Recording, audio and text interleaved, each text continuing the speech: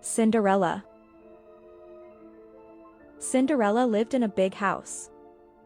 She was always busy. Her two stepsisters made her work hard. Cinderella. Sweep the floor. Cinderella. Wash the dishes. Make the beds. Clean the windows. Cinderella's work was never done. Her stepsisters spent half the day telling Cinderella what to do. They spent the other half trying to make themselves pretty. Cinderella. Brush my hair. Cinderella. Tie my bow. Powder my nose. Fasten my buttons.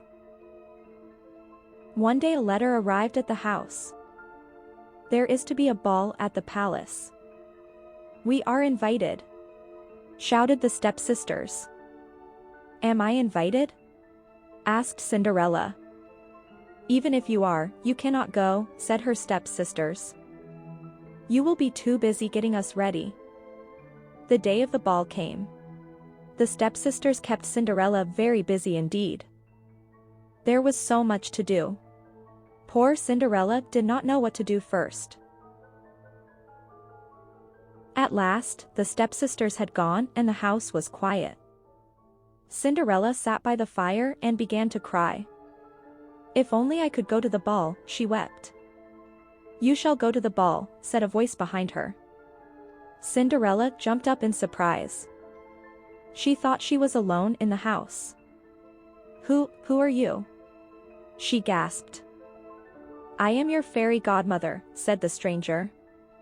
I have come to get you ready for the ball. Bring me a pumpkin, said the fairy godmother. She turned the pumpkin into a coach. Bring me 4 white mice, said the fairy godmother. She turned the mice into 4 white horses. Bring me 3 lizards, said the fairy godmother. They became a coach driver and 2 footmen. I cannot go to the ball dressed in rags, said Cinderella sadly. The fairy godmother waved her magic wand once more. Cinderella's rags turned into a beautiful ball gown. Her bare feet were covered with dainty glass slippers. Now you are ready for the ball, said the fairy godmother. But first, a warning. You must leave before the clock strikes 12. At 12 everything will change back again. I will remember, said Cinderella. Thank you, dear fairy godmother. Cinderella danced all night with the prince. Her stepsisters saw her, but they did not know it was Cinderella. They thought she was a princess. Cinderella was so happy she forgot all about the fairy godmother's warning. Then the palace clock began to strike the chimes of midnight. 1, 2, 3. I must go, cried Cinderella, and she ran from the palace. Stop! Stop! Cried the prince. Cinderella did not hear him. As she ran down the palace steps she lost one of her glass slippers. 10, 11, 12. The beautiful gown turned into rags. The coach turned into a pumpkin. The mice and the lizards ran away. The prince found her glass slipper lying on the palace steps. He called to a footman. Take this slipper and find its owner. I will marry the girl it fits. The footman traveled all over the kingdom with the slipper. It fitted no one. At last he came to the house where Cinderella lived. Let me try it, said one of the stepsisters. She snatched the slipper from the footman. Look, she cried. A perfect fit.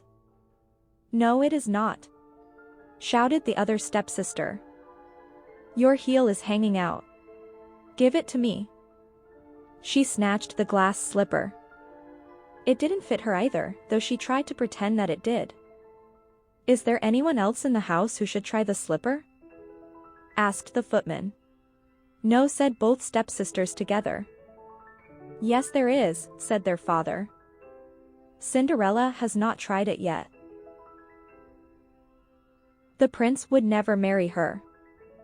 laughed the stepsisters. The prince said everyone must try the slipper, said the footman.